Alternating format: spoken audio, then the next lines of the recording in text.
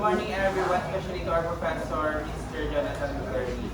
So now, we are going to discuss a new chapter 35, Changing Asia. My topic is, Communist Rule Brings Change in China.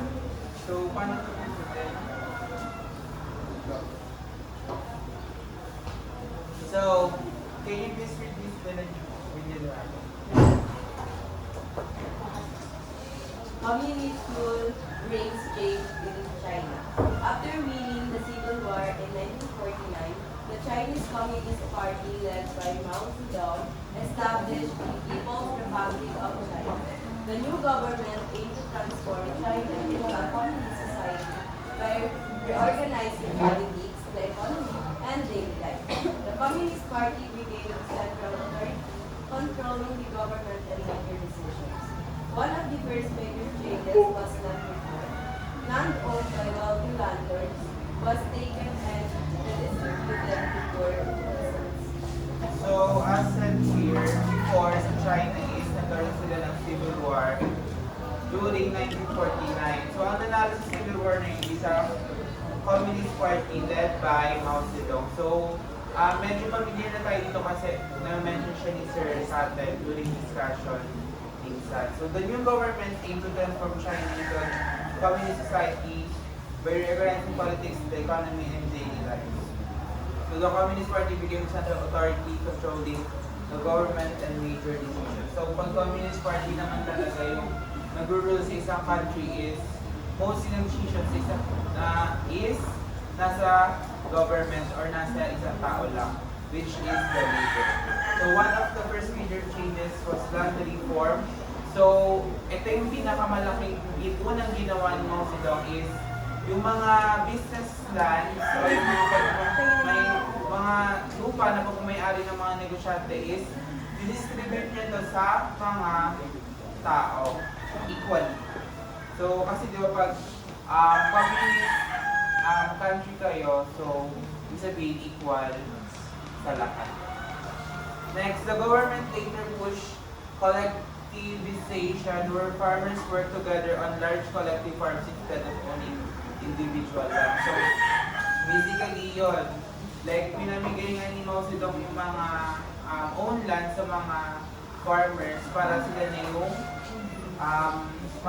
mag-harvest and magtatanim. Hindi na sila yung merong businessman pa na may middleman na pupuntahan. Industries and businesses were gradually taken over by the state to support a planned economy. So, hindi lang land, kundi iba't ibang business na rin yung sinis ng government ng China kasi nag-transition na sila sa communist country. The communist leadership promoted social changes such as improving literacy, increasing the role of women, and reorganizing education. Overall, the communist government aimed to modernize China and strengthen the country, but these changes also meant strict government control over society and the economy. So, mas lalo naging strict yung government. So, China under Mao. After Chinese Civil War, Mao Zedong established a communist government in China in 1949. China became a one-party state led by the Communist Party as said earlier. Mao aimed to rapidly transform China into an industrial and agricultural power. So nag-focus si Mao in industrializing China and agriculture also. So this is one of the major program of Mao Zedong. It is the Great Leap Forward. So Mao launched the Great Leap Forward, a plan to increase agricultural and industrial production. Farms were combined into large communes and people were encouraged to produce steel and increase food production. The plan failed due to poor planning, bad weather, and unrealistic production goals. It led to a massive famine causing the deaths of millions of people. So yun nga, dahil sa nangyaring program na to, the Great Leap Forward, ang inaakala ni Mao is magiging successful yung program na to, which is naging baliktad. Kasi nag-focus si Mao sa production ng steel. So, nakalimutan niyo na yung mga workers niya, which is yung mga farmers na hindi na siya nakapag-focus more on sa food production. Kasi nga, syempre in China, is sobrang dami yung population na hindi na na-produce ng tama or hindi sakto yung production ng food sa kanyang citizens. So dito rin, sinabi rin dito na okay, next. The Cultural Revolution, 1966 to 1979. So Mao started the Cultural Revolution to remove opponents and reinforce communist ideology. Students called Red Guards attacked teachers, officials, and intellectuals seen as enemies of communism. So very common yan sa mga leader ng isang communist country, which is yung tinatanggal talaga nila yung mga threat na nakikita nila sa kanilang bansa. So schools closed, many people were persecuted, and social and economic life was disrupted. The movement weakened China until Mao's death in 1976. So namatay si Mao noong 1976. After Mao died, more moderate leaders began changing China's policies. China gradually moved toward economic reforms and modernization. So dito nga na-realize na ng China na hindi effective yung parang hindi na effective yung communism eh.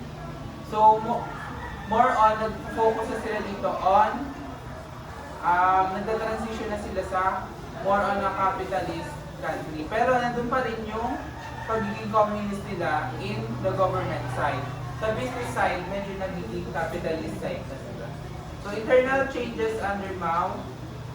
By 1976, China had moved into the modern world with a significant advances in healthcare and the elimination of illiteracy. So women were treated as equal, as I said earlier. Mao was the first ruler in 150 years to unite the country.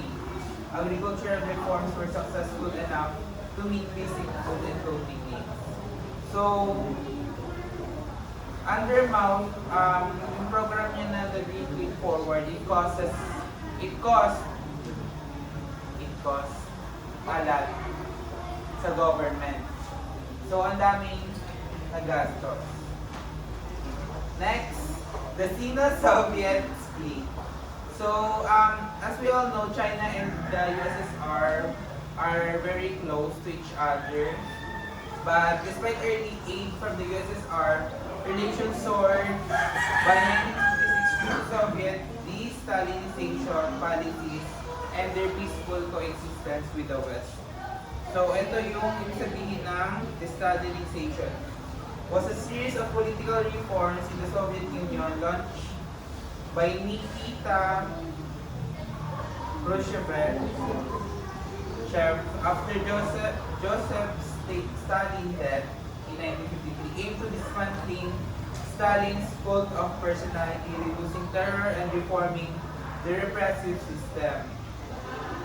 So, release many Gulag prisoners and shift towards socialist legality while causing global communist instability and uprising. So, nagkaroon sila ng conflict between the USSR.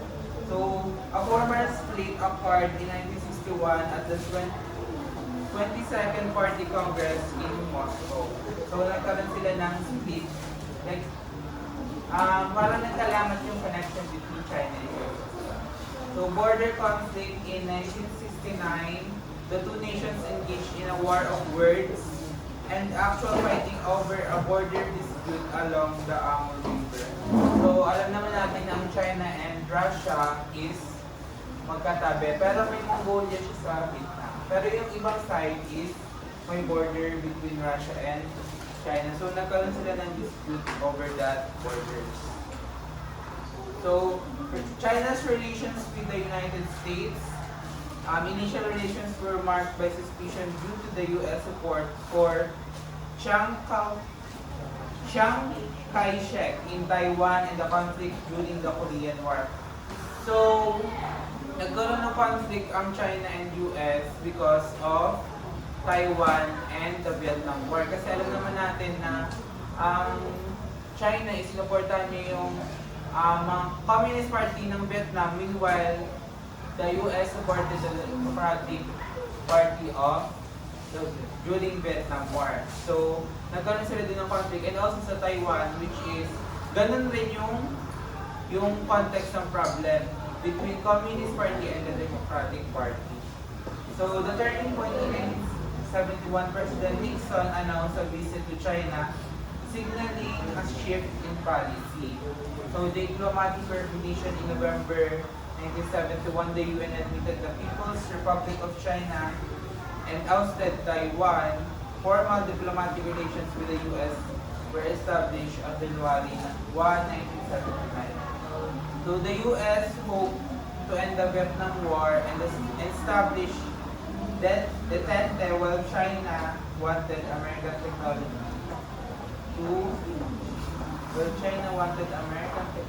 to modernize. So yun. Next, post-Mao leadership. Shift in focus after Mao, leaders like Deng Xiaoping moved away from isolationism and self-reliance. So, yung leadership ni Mao is nag-focus siya sa internal problems ng China, which led to another problem. Kasi isolated sa world. Kasi nga pag communist, di ba? Hindi sila masyadong nakikipag-trade sa ibang bansa. Which, ito namang si Deng Xiaoping is nag-move forward siya. Inalis siya na yung self-reliance ng China in terms of its economy. Kasi sa government, medyo communist pa rin sila. And communist pa rin naman talaga sila. Pero in terms of economy, they are more on socialist, mix of communist and capitalist.